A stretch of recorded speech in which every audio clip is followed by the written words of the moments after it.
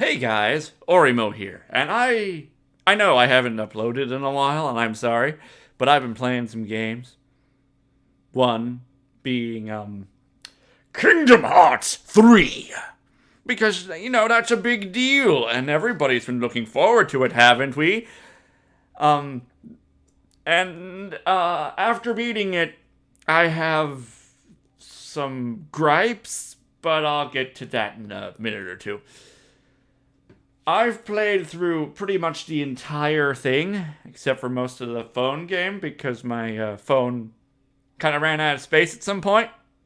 So my name probably is not in, spoilers, that special attack that Sora does near the end of the game. You know what I'm talking about if you got that far.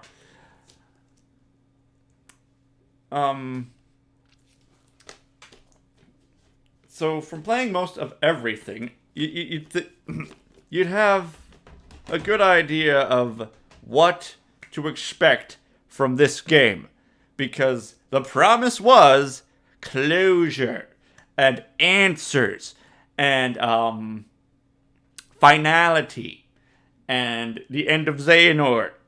Well, we got the end of Xehanort. Well, they gave us that. Not as I'd prefer, though. So, for the next blah minutes, I'm going to be talking about the ending of Kingdom Hearts 3 and my thoughts on it. So, if thou has not played to that point and you don't want to be ruined, run away. Click off.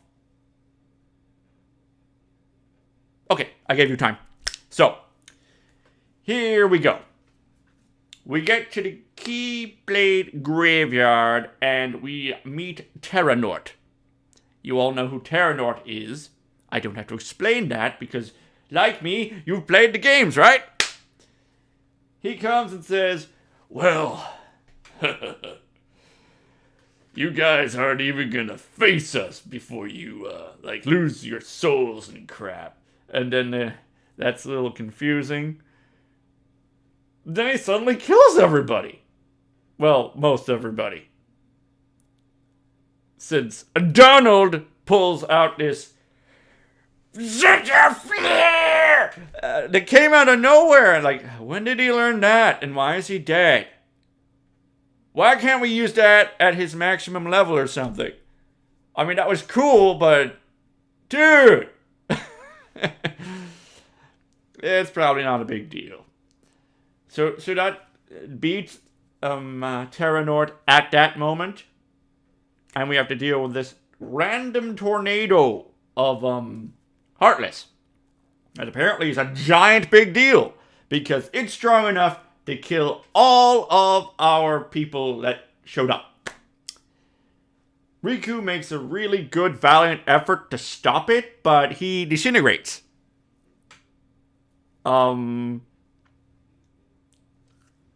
And I don't like how they acted.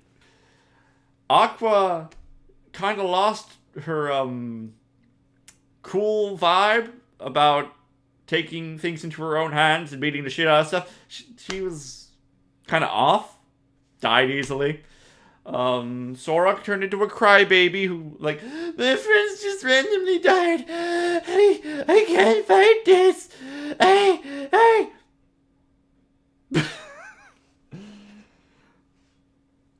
It's so easy to break Sora. It's stupid. So, at any time, Xehanort could have easily won. Actually, because we're still on our spoiler territory, Xehanort kills Kairi. I know this is after the death thing I'm talking about, but death doesn't mean shit in this game.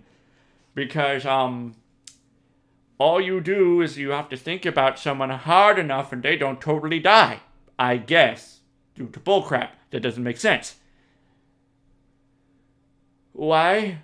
Why am I saying that? Because Kairi kept everyone from being totally dead after the tornado killed everyone else. But the tornado killed her too. So, didn't make sense.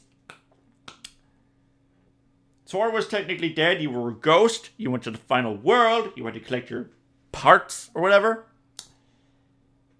And then you find out the only reason you could do that is because Kairi kept on thinking about you. But she was dead, was she not? No explanation. And then you go back in time because reasons never explained. And okay. The Lingering Will shows up to interrupt the whole Terranort thing. That's cool. And then he's gone.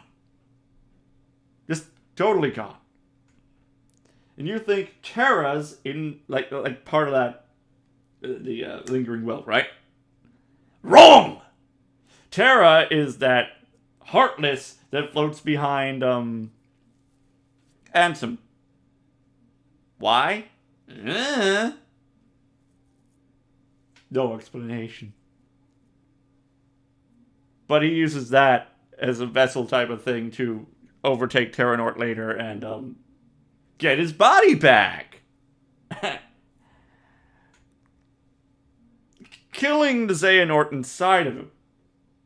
Which should, in turn, because he doesn't go back in time, because these members of this certain organization are like ripped from time to be where they are. So since it doesn't go back in time and he killed the Xehanort inside him and then he stayed. So wouldn't that, if so facto, make the guy back in the time where he was non-existent in that way? Kind of fucking over the time. Time travel is fucked up, and of course they don't want to go into that. When you go through killing off each member, some of them are so vague with their goodbyes that did it even mean anything to fight them in the first place? Because Sora's pretty okay with killing them off because, oh, you guys can become whole again and then we can be friends. That's how I'm taking this. Unless you're Ansem and you're heartless. And you're dead. So I'm a little sad then. I guess. Even though they shouldn't be sad because he's not supposed to be redeemable. Kind of confusing there. Then Xemnas, he had to be weird about, like a psychiatrist, and what are you feeling, Xemnas? I'm feeling lonely. I hate having a heart. But your entire thing was to get a heart. I know. Being human hurts. I should have never been human. Blech. I guess. Maybe I took the symbolism wrong.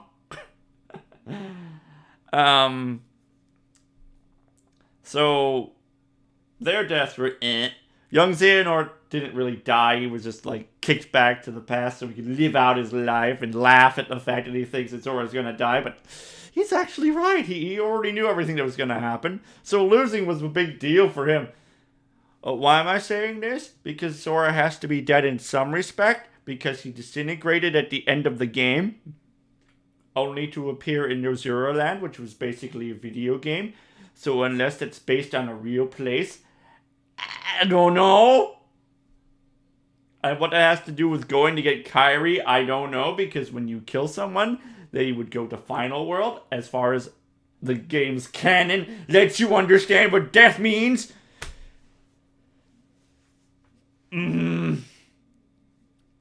So, yeah, that nothing adds up, which is upsetting. Character progression throughout the game. Let's talk about that. Sora, Goofy, and Donald, they're having a buddy time. I guess there's some progression, even though it's regression, because he, like, you're not a good Keyblade wielder anymore. Go learn the Awakening. But but Riku and the king they're better than you and can go and save Aqua. But I know you're like the chosen one, but no, you're not good enough yet. Damn it. And then we go to these worlds, just at random, really.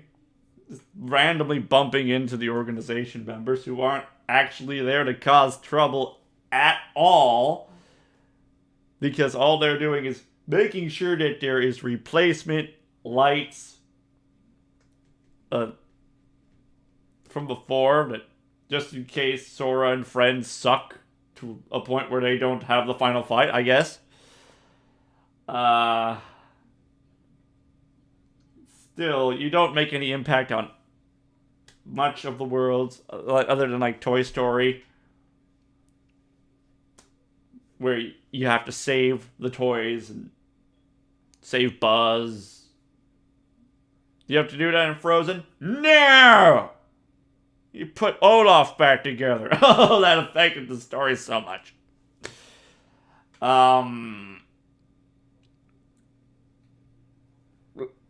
As organization people at those worlds went, you had, in Frozen, Larxene, who was just there to go, you're a man, and you don't need to help Elsa because she need no man, and, stop trying to fuck with this world. I'm not sure if I'm being a good guy or bad guy, because she's not attacking Elsa. Mental conflection!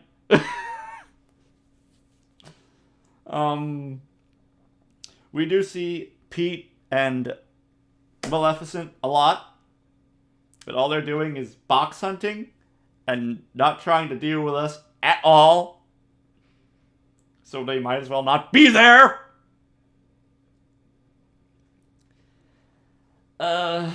Marluxia, same kind of crap as Larxene. Just makes Mother Gothel into a super monster. But at that point, canonically, Gothel was dead. So it's just making Corpse a super monster. And Rapunzel doesn't even witness that because she's dealing with her own crisis of Flynn dying, sorta.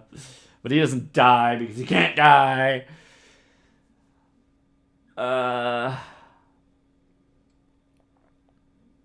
Actually, the whole boss fight for that didn't make any sense at all. Maybe he just made a boss fight out of spite or for something to do, because he didn't have to do that. The story had reached its conclusion, technically. There was still nothing that Sora could do to influence it.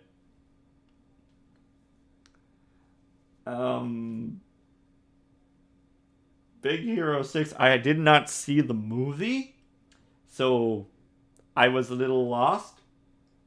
But it was kind of meh for me. Seeing evil Kid Riku, oh, that was cool. He didn't fight us, though. I would have preferred if he was riding on the evil Baymax's back, so we could have, like, more of a good feeling while fighting that fight. It was very easy to just shoot him to death.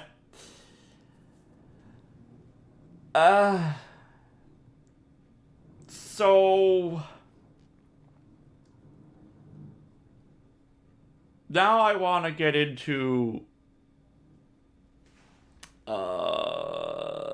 my mind is scattered at the moment. Characters that were missing. Missing, I say, because where the hell are they? Like, if we go to a world nobody cares about, and apparently Nomura didn't care about, Winnie the Pooh Land, we have a Heffalump. But where is Eeyore? What deal is up with him and not being there, and even Owl and Kanga? Is it we just don't need them? Is it really as simple as doing the chores Rabbit was having his friends do? Because overall, it turned into, oh, Sora, the only reason I feel that you should be here is the fact that I forget you every time I'm hungry. Okay, Pooh. And then we have Sora question this, get upset when he leaves, and the answer from Merlin is stupid. It doesn't really answer anything and gives no reason to go back into the book. Speaking of going back to anywhere, there's no reason. Unlike in the other Kingdom Hearts games. Like, were you rushing just to get the meat at the end, Nomura? Because it just felt barren for what the Kingdom Hearts part was supposed to be in most of these worlds. To me, anyway. A world I did enjoy was Pirates. Just because it was so different, and I could have a ship and blow the crap out of stuff. The final boss fight, besides the Kraken part, because the Kraken part was heavily dependent on the RNG of the Dutchman hurting the Black Pearl. Yeah. The actual fight against Davy Jones, I enjoyed. It was tougher than other things. And the fact you actually kill him, because I'm assuming, according to the lore of the movie, that he is dead, so you actually have one person that died in this game for real. Maybe. Speaking of dead things, let's jump out of the game entirely and go to the phone game. You have this girl named Starletzia. She was murdered, okay? And all I know about her is she was stalking the main character of the phone game for a little while. And when shit went down, she was supposed to be one of the special people, to be one of the dandelions that would carry on the Keyblade people's lives or whatever. But she was immediately murdered by Brig / Lucio. I think Lucio. Didn't really show, because on the other hand you had Eva and Lucio going at it for some reason. Isn't she supposed to be super, super, super important in some way, but really it hasn't been brought up yet? I hate when things like that happen. The box itself, since the beginning of Kingdom Hearts 3, was hinted as something super important, and when we see it, finally at the end of the game, it turns into, I have a big story to tell you guys. Shift out of that scene entirely. Learn nothing. And it's back to, let's play a different game of chess. We're still relevant? We're still relevant, but we're dead. It doesn't matter, we're still playing chess. This is between Xehanort and Ericus. So, if they can see that far into the future through their damn game, is Kingdom Hearts going on at all? If I go like that. If it's really just those two playing a game and playing make-believe and then making up rules where light cannot die because it can bring back pieces due to the power of, well, I didn't lose. What? But I had all the dark pieces around you. Yeah, but I didn't lose. Let me move my good piece back here. And look, I got all my pieces back. Just go with it. Okay, I won. Wow, you won. I agree with you. You won. Wow, you've never agreed with me that I won before. Because I never lose. Because in actuality, I play by the rules, unlike you. Well, they didn't say it that way, but that's what it was implying to me. I know I'm rambling, but that's what Kingdom Hearts is. It's just a jumble of random babble crap, isn't it? But back to underused characters. We have two biggies. Xemnas and Ansem. What did they do in this game?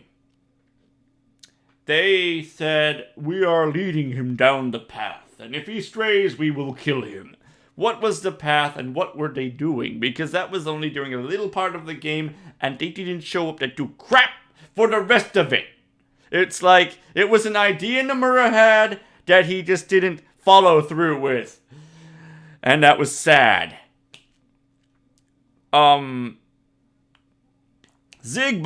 showing up in lots of scenes, kind of showing he's a little more important in that way. Even though you just felt like, oh, it's Xigbar. Hi, Xigbar, until the very end. When it's like, I'm Lushu. Okay.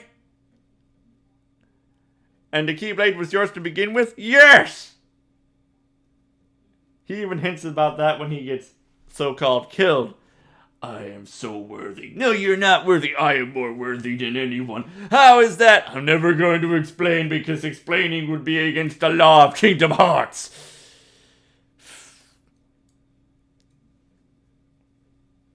And then I'm thinking back to Ansem. Why is he even with them at all? During his death scene, he's like, I was thinking of, like, backstabbing them, but then for some reason that felt empty, so I didn't do that. We feel sorry for you, I know, but now go seek something that I can't seek because I'm dead. Like, how do you... He was an iconic final boss character. I don't like the way he went out.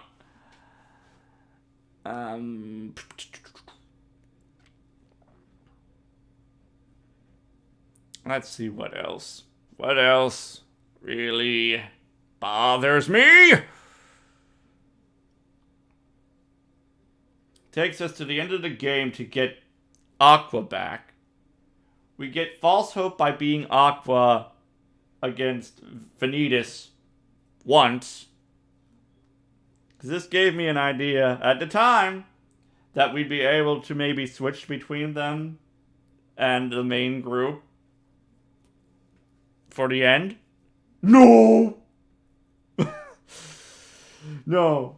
They're all trapped in their little personal fights, and when they're done, we're too tired to go anywhere. Or Sora goes, nah, you stay there. I'm gonna go on ahead because I'm the hero. But Sora, let me leave.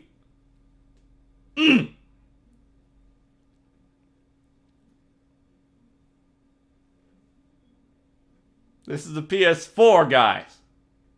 You could do so much. Maybe it could have been an alternative thing of a New Game Plus of, like, playing through that differently. I mean, in a way that would still make sense to there being a Kingdom Hearts 4 because they'll be vague anyway.